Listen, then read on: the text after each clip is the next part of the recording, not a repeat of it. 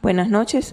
El día de hoy le damos la bienvenida al doctor Arturo Delgado Vizcarra, abogado por la Pontificia Universidad Católica del Perú, con diplomado en Organización del Estado en la Universidad Peruana de Ciencias Aplicadas, Diseño, Desarrollo e Implementación de Políticas Públicas, con especial énfasis en las relativas de defensa nacional, infraestructura, promoción de la inversión privada e inversión pública. Gestión pública, especialmente en lo relativo a las adquisiciones estatales, árbitro en contrataciones del Estado y el seguro complementario de trabajo de riesgo. Buscó innovar y crear valor en el sector público, especialista en políticas públicas, gestión pública, sistemas administrativos e infraestructura y servicios públicos. Ha ejercido los cargos como director general en asesoría en el Ministerio de Defensa, como secretario general de la Presidencia del Consejo de Ministros y además ha desenvuelto como profesor en la Pontificia Universidad Católica del Perú. El día de hoy nos estará hablando sobre la implementación de políticas públicas y corrupción. Bienvenido, doctor. Buenas noches. Atendiendo a la puntualidad que han tenido varios de ustedes a través de la asistencia online, vamos a proceder a iniciar la exposición. La idea es tratar de hacer, en la medida que tenemos una sola hora y que la materia a trabajar es bastante larga, es importante tener una visión general de las cosas, algunos conceptos preliminares que he creído conveniente compartir con ustedes y además, por supuesto, trabajar sobre todo desde un punto de vista práctico. En verdad la realidad nos da bastante material como para poder discutir estos temas. Y es importante poder tener una lectura objetiva y técnica de lo que viene sucediendo día a día en el Perú. ¿Ok? Entonces, el tema, como se anunció, es implementación de políticas públicas y corrupción.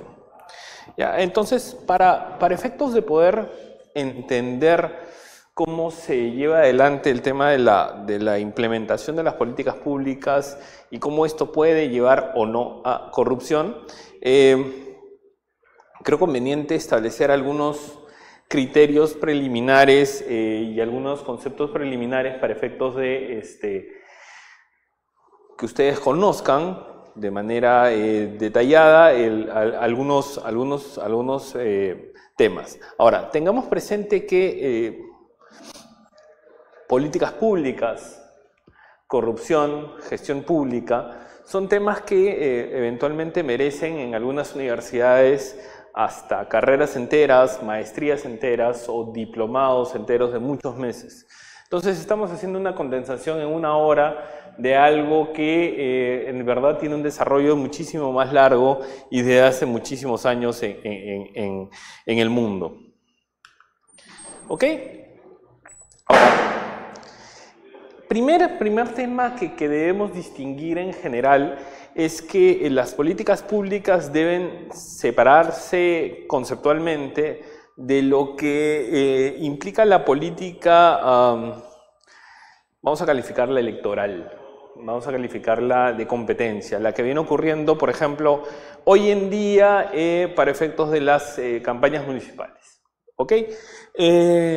Varios contendientes vienen postulando distintas ideas sobre cómo solucionar los problemas en nuestras ciudades, distritos, en provincias, en regiones. Bueno, esto se separa conceptualmente de la política pública. ¿Por qué? Porque vamos a ver más adelante que la política pública es el estudio de cómo el Estado toma decisiones.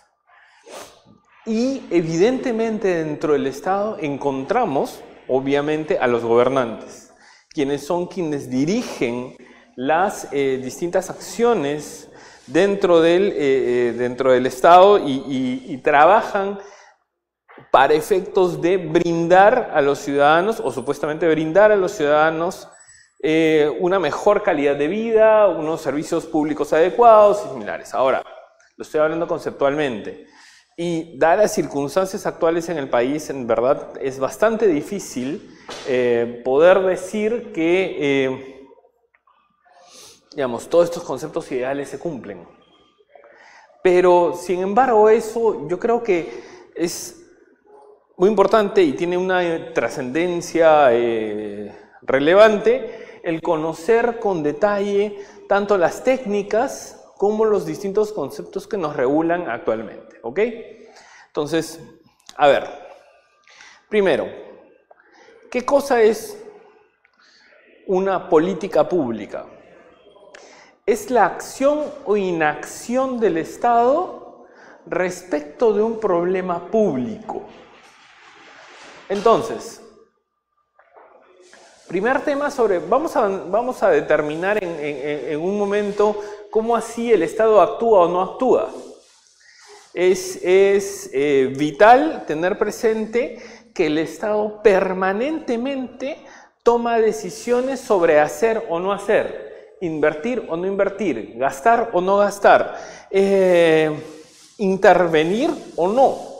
Entonces, aún esas decisiones donde el Estado simplemente se abstiene de actuar, tiene una connotación técnica, política, y eventualmente trae consecuencias económicas, trae consecuencias sociales, trae distintas líneas de acción que deben ser analizadas. ¿Ok? Primero, dije hace un momento que es muy importante distinguir el Estado del gobierno. El Estado, veámoslo como un ente, como un organismo permanente en el país, en el territorio, en nuestra organización política. El Estado ha sido creado para generar beneficios a los ciudadanos, a los pobladores.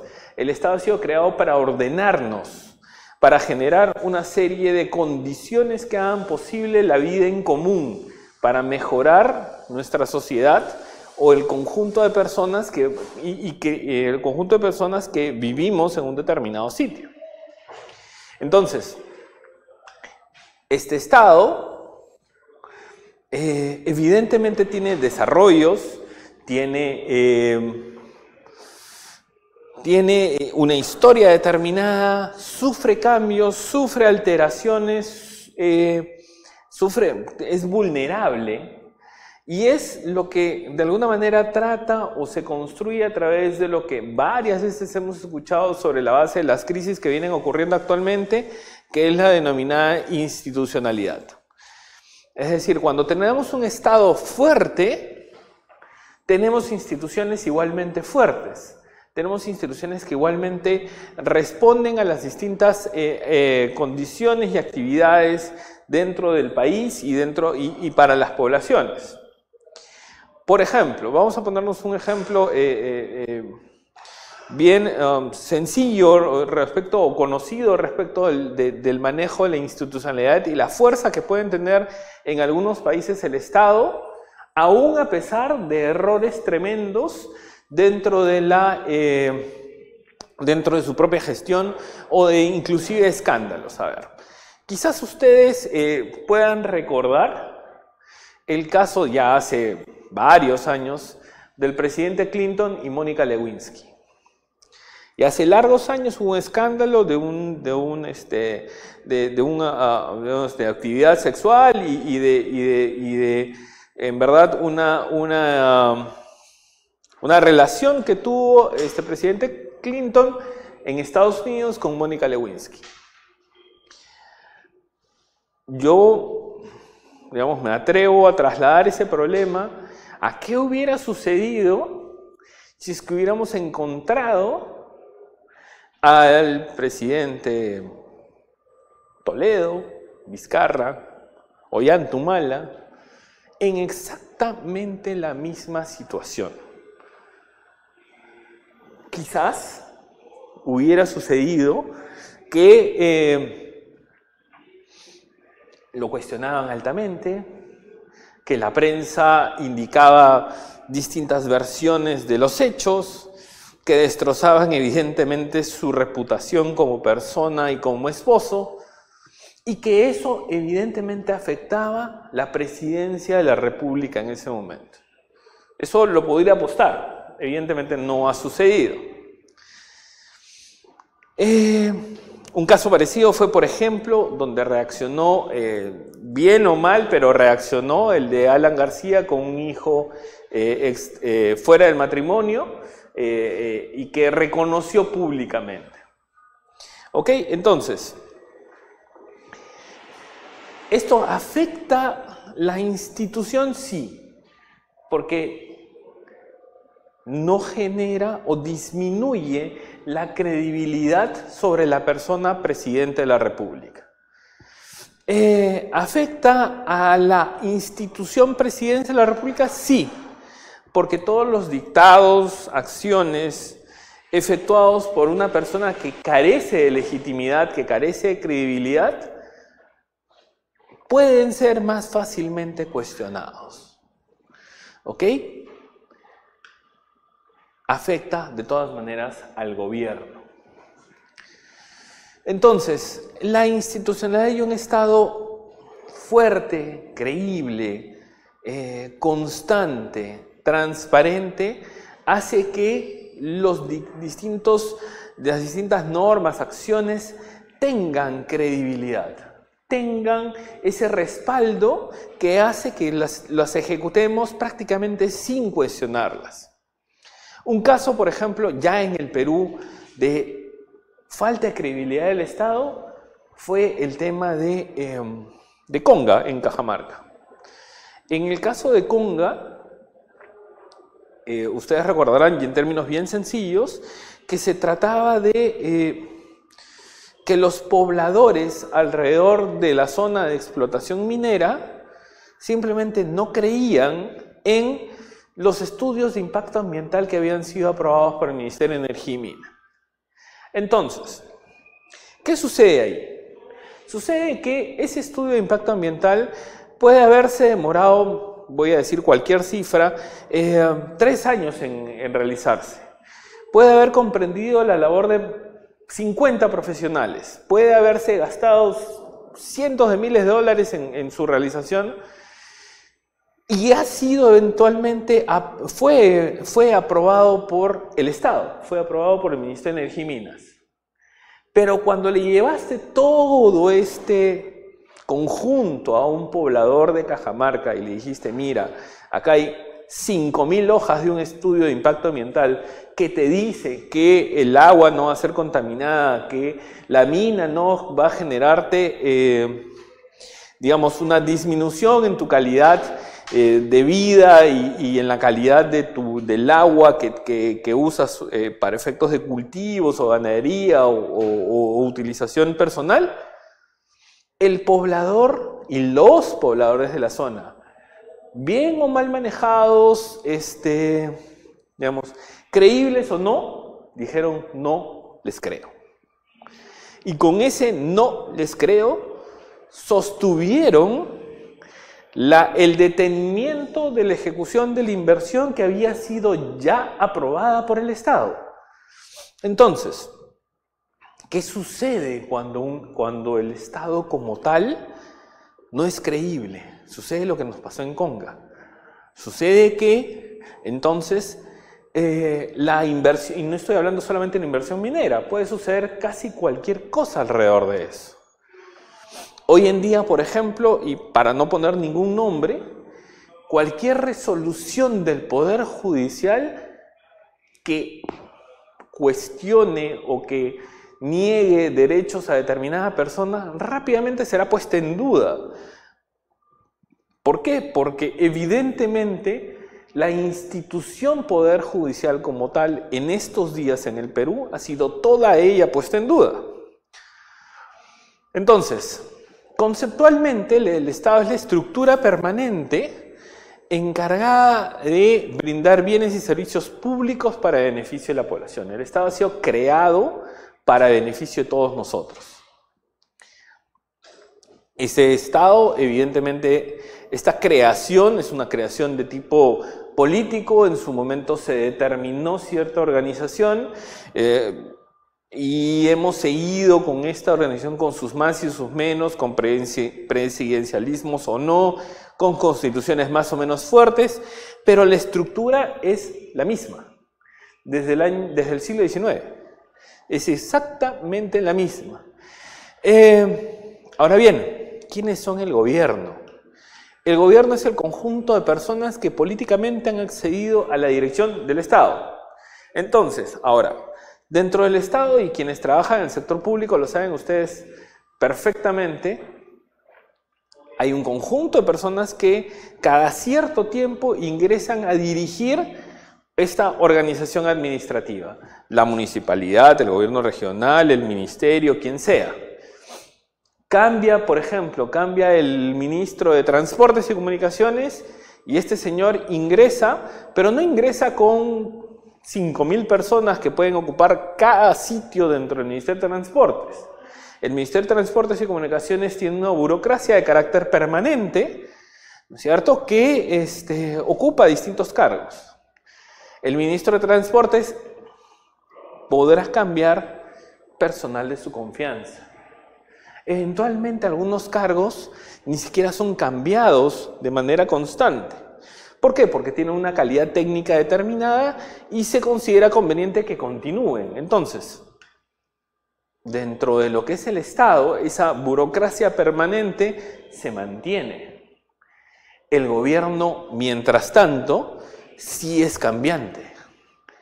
Sí entra o sale dependiendo de elecciones, cambios políticos u otras condiciones que eventualmente pueden suceder, eventualmente hasta cambios inconstitucionales o golpes de Estado. Estamos hablando en términos totalmente generales.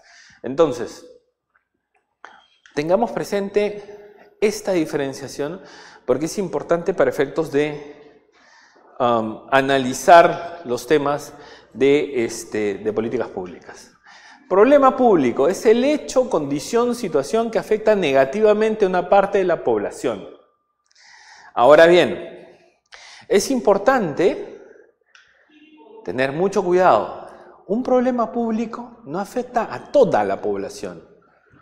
No afecta ni siquiera a la mayor parte de la población. Afecta a una parte, grande, pequeña, especial, relevante. En verdad, quienes tienen el poder para efectos de decidir cuándo hay un problema público, establecen esta relevancia. Eventualmente es la propia población. O sea, por ejemplo, si el día de mañana va el presidente Vizcarra a Ancash y le dicen, señor presidente, queremos que se cree el distrito en XX. Ese problema, que es un problema público para los señores de Ancash, digamos de la costa de Ancash o cercanos a Chimbote, para hacerlo más específico todavía, no es un problema que atañe necesariamente a todo el país. Es un problema de esos señores. No es la mayoría del país, no es el caso más importante del país, y no por denostar a nadie, pero dense cuenta que es bastante específico. Entonces, al ser tan específico, ¿quién determina que eso corra todos los pasos necesarios para efectos de que se tome una decisión?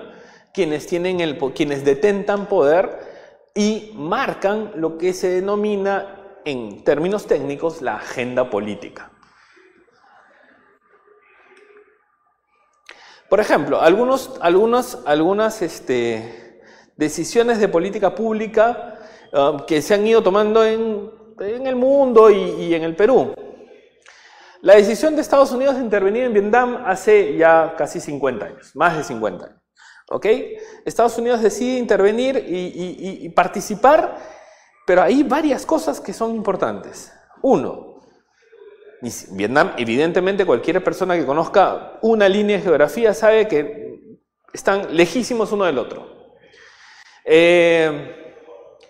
Saben perfectamente que Vietnam como tal y quien haya leído un poquito de historia saben que perfectamente Vietnam como país, como zona, no representaba en sí mismo ningún peligro para Estados Unidos en los años 60. ¿Por qué deciden intervenir? Todo el fundamento central es un combate al comunismo. Y mantienen una guerra de largos años alrededor de ese concepto. Era importante para quienes detentan el poder, detentaron, en verdad hace años, el poder en Estados Unidos, derrotar al comunismo en un punto del globo terráqueo, absolutamente lejano y extraño a los propios ciudadanos de Estados Unidos. Y destinaron millones de dólares, cientos de millones de dólares, y destinaron hasta 500.000 soldados y combatientes para esto, además sin éxito. Entonces, eso, digamos, es una decisión de política pública, sí. Ni tremenda inversión. Sí es una decisión ni siquiera de un gobierno, de varios. Kennedy, Truman, Lyndon Johnson, Nixon, todos ellos intervinieron en Vietnam. La decisión que se tomó en el gobierno municipal de Lima de regular el transporte urbano en el caso de lo ocurrido con Susana Villarán. Ella tomó la decisión, estableció los distintos corredores y también generó una línea de protesta de varias personas que trabajan en transporte urbano y que no necesariamente aceptaban esta formalización. Las decisiones de la autoridad monetaria le hacen el BCR para efectos de intervenir sobre el mercado cambiario. Si ellos ven que el dólar está subiendo demasiado y eso puede afectar la economía, bueno, deciden eventualmente intervenir comprando varios dólares, o sea, dólares que puedan equilibrar el precio del dólar. Ahora bien, estos ejemplos tienen, digamos, una virtud adrede. Si bien se trata de acción o inacción, por ejemplo, inacción es no tocar el mercado cambiario, es decir, no voy a ni comprar ni vender dólares, no voy a alterar lo que está sucediendo en la calle y eso lo toman conscientemente el BCR. Se trata de una decisión consciente, expresa, es decir, se manifiestan, no tocaré nada. Pero lo que también es cierto es que no es necesariamente certera o correcta. Con eso les quiero decir, el Estado y los gobiernos se equivocan, y se equivocan bastante, y se equivocan constantemente. Entonces, no pretendamos, si vamos a estudiar políticas públicas, vamos a estudiar gestión pública, encontrar un Estado perfecto. Aun cuando todo esté regulado para que funcione bien, las cosas funcionan mal. Pueden haber errores y encontraremos enormes cantidades de errores al momento de ir estudiando los temas de políticas públicas en el Perú y inclusive en el extranjero. Otro tema, las políticas públicas siempre perjudican a alguien. Suena extraño decir que algo donde el Estado esté interviniendo, donde los gobiernos están interviniendo, oye, ¿cómo es así que quiero beneficiar a A, pero perjudico? Voy al ejemplo que dije hace un momento de este nuevo distrito en Chimbote. Este nuevo distrito en Chimbote, que es un problema público, o en los alrededores de Chimbote, no es un tema real, por cierto, si se creara el canon, las asignaciones presupuestarias, los fondos que se transfieren, se tienen que distribuir entre más autoridades, entre más circunscripciones. Por lo tanto, los demás van a ver disminuidos los ingresos por estos conceptos. Entonces, ese beneficio generado a estos señores alrededor de Chimbote genera un perjuicio para otras personas. Ejemplos más, digamos, más tangibles y reales. La autorización de importación de los autos usados, ustedes Algunos de ustedes se acuerdan, luego del gobierno de 1985 al 90, está prohibida la importación de autos y se decidió abrir del todo el mercado, incluyendo autos usados. Esto benefició a muchísima gente porque muchos pudieron renovar el parque automotor y eventualmente conseguir carros de segunda mano, pero que funcionaban distinto a lo que sucedía antes, que simplemente no conseguías un solo vehículo. Perfecto. Pero en el tiempo nos generó enormes problemas. Generó temas de contaminación, temas de seguridad. Acuérdense de los problemas que trajo los carros con timón cambiado. Acuérdense de los problemas que trajo de contaminación alrededor de los vehículos diésel. Generó problemas también en el comercio porque eventualmente habían carros que se traían de lados donde no eran compatibles con el combustible que se usaba en el Perú, etcétera, etcétera, etcétera. Entonces, esa decisión que quizás se tomó pensando en una mejor apertura, en un mejor mercado, en un mejor lo que quieran, perjudicó un conjunto de personas. Mayor penetración de los teléfonos móviles. A ver, todos sabemos, y quizás todos tengamos en este momento al costado un teléfono móvil, un teléfono celular. Sí, pues, entonces hemos llegado con la tecnología, hoy tenemos un internet en algunas ciudades medianamente rápido, tenemos una penetración de internet medianamente potente y eso está muy bien y todos estamos contentos. Pero, ¿qué ha sucedido? ¿Quiénes han perdido? Ha perdido la telefonía fija, por ejemplo. Fíjense ustedes en sus propias casas, oficinas o similares, en comparación, cuánto teléfono fijo se usa versus el celular. Ha perdido la radio. Tiene menos cantidad de aparatos vendidos versus los teléfonos móviles y otros. Entonces, una política pública que, claro, parece espectacular. Todo el mundo puede acceder a Internet a través de sus teléfonos, pero sí genera perjuicios. O sea, los beneficios nunca son absolutos. Y eso, a ver, eso no quiere decir que entonces no tomemos ninguna decisión porque si no las cosas no caminan. Lo que nos obliga es una revisión permanente de los impactos, beneficios, los perjuicios obtenidos y otros. Y eso, si se puede decir, que no ocurre en el Perú. No ocurre esta revisión. Y se pierde muchísima información de lo ocurrido. Por ejemplo, yo diría que el tema de la importación de autos usados, el tema de la liberalización del transporte, es un caso perfecto para, digamos, análisis de política pública de todas las consecuencias que ha traído, bueno y malo. Pero no se ha hecho, no lo he visto en ningún lado. ¿Ok? Dicho esto, entonces, dicho en macro, algunos elementos que son necesarios, porque como dije al inicio de esta exposición, son necesarios para dictar políticas públicas. El primero y más importante de todos no es la legitimidad, es la oportunidad. Las políticas públicas se tienen que dictar o deberían dictarse en el momento oportuno. Y el momento oportuno es algo muy complicado de determinar porque implica un manejo ya político en general muy, muy fino, muy, muy detallado. A ver, vamos a ponernos en casos nacionales. Ustedes recordarán el caso de Baua, donde nativos de Baua se enfrentaron a la policía y generaron todo un problema nacional muy complicado. Y eso sucedió a partir de unas normas sobre digamos, el manejo de los bosques y la tala y el aprovechamiento forestal. ¿Ok?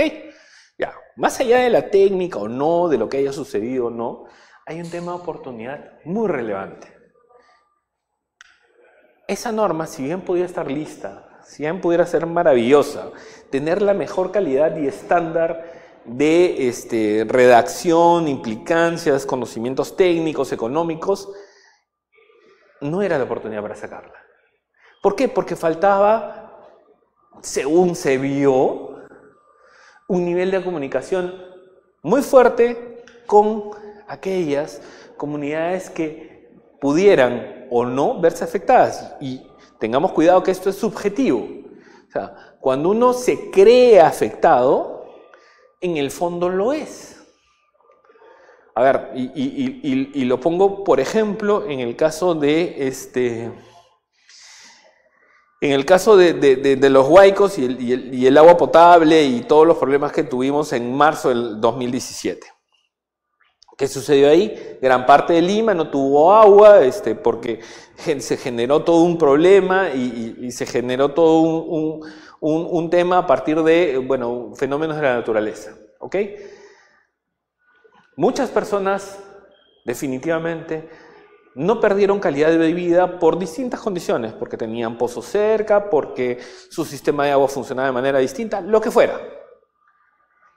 Pero, aún así, nadie podía decir que en general la ciudadanía de Lima se veía afectada por este tema. Entonces, ¿qué quiero decir con esto? Que no es una cuestión ni matemática ni censal. O sea, no es un tema de estos señores sí están afectados y estos no. Es un tema de prácticamente subjetivo de aquel que se siente afectado realmente lo está y así tiene que verse. Legitimidad y credibilidad lo dijimos hace un momento. El Estado, para dictar políticas públicas, necesita tener credibilidad. Si no la tiene, simplemente debería tener como primera línea de acción generársela. Un Estado al cual no se le cree no va a ser respetado, no va a tener las condiciones necesarias para efectos de llevar adelante las distintas decisiones que tome. Entonces, no es que no deba tomar decisiones, es que su primera decisión debe ser generarse credibilidad. Las capacidades institucionales y profesionales, bueno, creo que es bastante evidente. Si no tienes el conocimiento técnico sobre un tema, lo recomendable es primero aprende y después intervienes. Si no tenemos el conocimiento técnico, digamos, mañana decidimos que en una inversión muy importante del Estado peruano, vamos a enviar a 3 peruanos a la Luna. Si no tenemos los conocimientos para hacerlo, hay que aprenderlo. Hay que establecer primero la línea de base suficiente para efectos de llevar adelante el tema.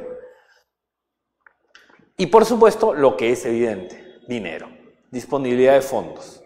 Si no tenemos los fondos suficientes para efectos de sostener las políticas públicas, mejor no las tomemos, porque se van a quedar a medias. Se pueden quedar en el tintero, se pueden quedar en una buena voluntad que puede traer más problemas que soluciones. Finalmente, en este punto, las políticas públicas no se expresan en norma legal. No necesariamente. Por ejemplo, vamos a poner un ejemplo que quizás todos conozcan si es que conocen el sector público. Las primeras líneas, acciones del CIAF que hoy regula el pago en todas las instituciones del Estado, no tuvieron una sola norma. Fueron producto de la coordinación. Cuando el sistema se probó y realmente estuvo funcionando, recién aparecieron las disposiciones de tesorería para efectos del funcionamiento de este tema. Entonces, luego, la implementación de estas políticas públicas. Hemos tomado toda la base, primero toda la línea estratégica. En esta línea estratégica lo que hemos dicho es, oye, las cosas deberían hacerse de esta forma. Pero cuando todo está diseñado y expresado de una manera, digamos, vamos a establecer de una manera muy correcta, muy estructurada y muy determinada, tenemos que llegar a la concreción de las mismas. Y ahí es donde entra la gestión pública. Es la concreción de lo diseñado, establecido y proyectado por estas políticas públicas. Ahora, ¿qué requerimos para ese efecto? Requerimos una estructura que tiene que ver con la organización, tiene que ver con la dirección necesaria para llevar adelante esta gestión pública, o sea, la gestión de estas políticas, una base legal, una base técnica, que además esté solventada por distintos operadores que puedan llevar adelante la ejecución de la política pública y evidentemente la necesaria sostenibilidad. Aquí siempre hay un problema que se parece mucho al juego del teléfono malogrado. Eventualmente, uno de los mayores problemas en la implementación de las políticas públicas es que se diseñan, se proyectan y se dicen de una manera maravillosa, y cuando llegamos a la base, a la ventanilla, o el funcionario de esa ventanilla, el servidor que atiende esa ventanilla, entiende cualquier cosa, y no es su responsabilidad porque ha sido definitivamente mal instruido, o la población entiende cualquier otra cosa, y todo termina tergiversándose. A veces también sucede que en la implementación uno encuentra que no ha tenido en cuenta distintas cuestiones de diseño que eran vitales. Un ejemplo, en el programa Juntos, vamos a hablar de los programas de apoyo social a las poblaciones más vulnerables. Se establecía una serie de puntajes para efectos de ver a quién apoyaban más que a otros, y esto en las zonas rurales. ¿Ok? Entonces, dijeron, apoyamos más a las mujeres. ¿Ok? Apoyamos más, además, a las mujeres que tengan hijos. Y apoyamos más a las mujeres que, además de tener hijos, sean madres solteras. ¿Qué sucedió? Y eso está registrado en el MIDIS y en quienes trabajan estos temas. Sucedió que se incrementó la tasa de mujeres madres solteras para recibir un mayor apoyo que aquellas que estaban casadas, que aquellas que tenían o que no tenían hijos, o que no cumplían las condiciones. Entonces, la población reaccionó a través de unos incentivos que definitivamente no habían sido pensados como tales. Y entonces desvió lo que originalmente había sido diseñado como un apoyo para casos excepcionales como una norma. Y de eso hay muchísimo. Entonces, dentro de este esquema, yendo a los temas de corrupción que lamentablemente nos atacan todos los días a todos nosotros. ¿Dónde podemos encontrar puntos de corrupción? En el diseño de políticas públicas, cuando de manera abierta o cerrada se soslaya el favorecimiento de un conjunto de personas de manera indebida, de una manera particular. ¿Ok?